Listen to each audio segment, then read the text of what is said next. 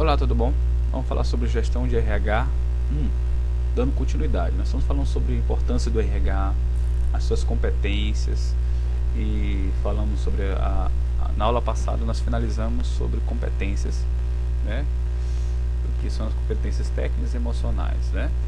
Então nós vamos falar sobre os desafios hoje do RH. Nós temos muitos desafios no RH porque é uma coisa muito dinâmica, né? Lembra que eu falei, vou sempre colocar no coração de vocês, na mente de vocês, que o RH é o coração da empresa, né?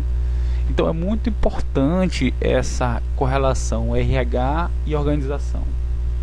Possivelmente também, da mesma forma, há alguns desafios nessa área que precisa ser encarados de forma clara, a fim de vocês facilitarem a dedução ou possa realmente evitar que isso aconteça, problemas e dificuldades, tá bom? Então, quais são os desafios? Vamos logo listar. Primeiro, o grande desafio do RH hoje dentro das organizações é desenvolver líderes. Por quê? Nós precisamos de líderes, mas hoje é muito complicado você desenvolver líderes, né? E você saber identificar esses possíveis líderes.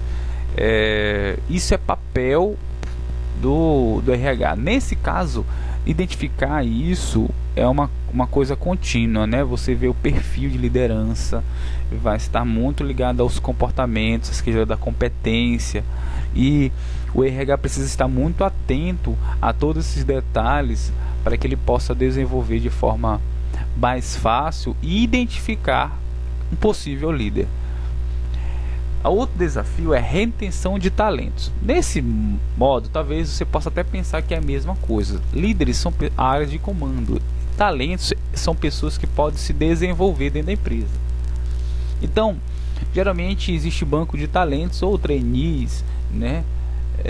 Pessoas que estão estagiando, pessoas que estão começando, onde você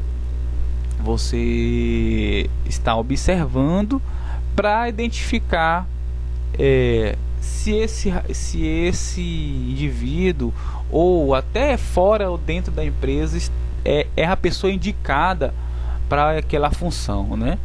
Então, desgarimpar, né? Saber tirar essa pessoa, essa função, esse perfil à área, né? Esse mercado profissional, e é muito amplo.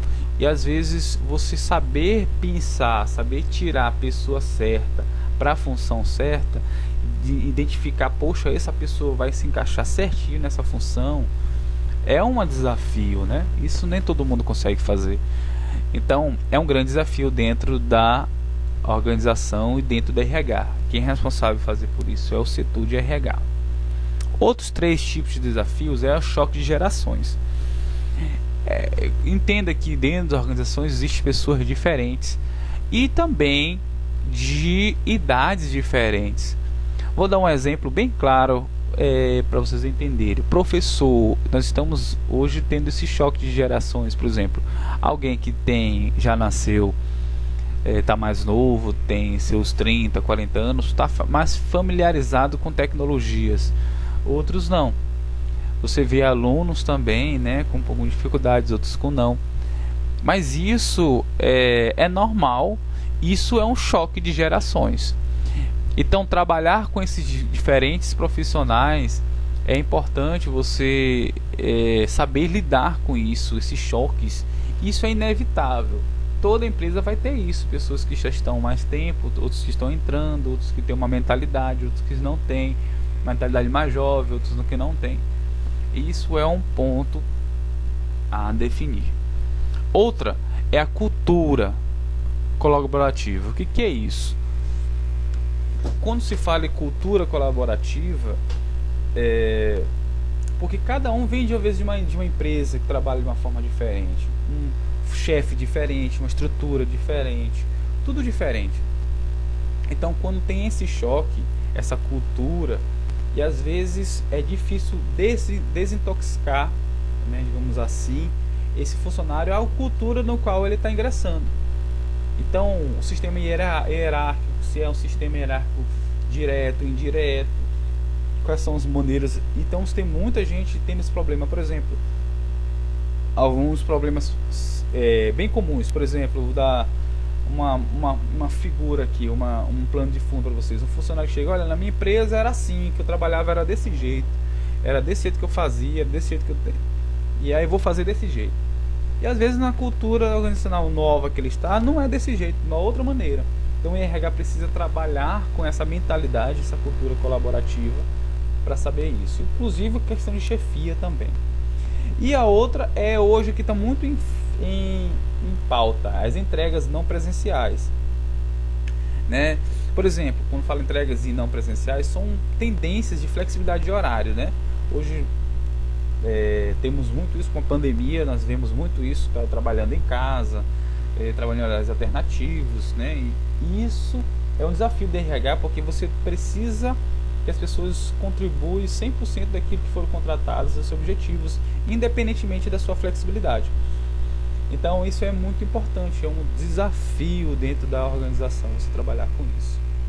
Agora, quais são os erros mais comuns do RH? Precisa evitar. Existem erros que o RH passa, mas eu preciso evitar. Quais são eles? Vamos passar logo. Primeiro, o controle de planilhas. Quando eu falo em controle de planilhas, eu não estou utilizando que não deve se colocar planilhas. Deve ter planilhas. Até as planilhas, elas devem fazer parte da minha atividade, porque elas têm dados. Elas são utilizadas de controle, têm benefícios. Porém, eu fixar somente em planilhas e não olhar a pessoa é um problema. Eu preciso identificar, analisar tanto os dados físicos, os dados na planilha onde eu coloco as informações, mas também o que está interferindo na planilha. Voltar-se para as pessoas também, definir qual é o ponto que está interferindo. Então há um balanço. Então muitos erros de RH é olhar somente para os dados e não para a pessoa. Esse é um problema. Segundo, centralizar as informações. Só eu resolvo, só uma pessoa resolve. O setor de RH, como é muito amplo, precisa descentralizar, ou seja, ter automação, ter alguém para resolver fora uma única pessoa, tá certo? Então, outras pessoas podem ter acesso à mesma informação, tá certo? Então, a descentralização ela facilita isso, né? Porque mais de uma pessoa vai ter informação.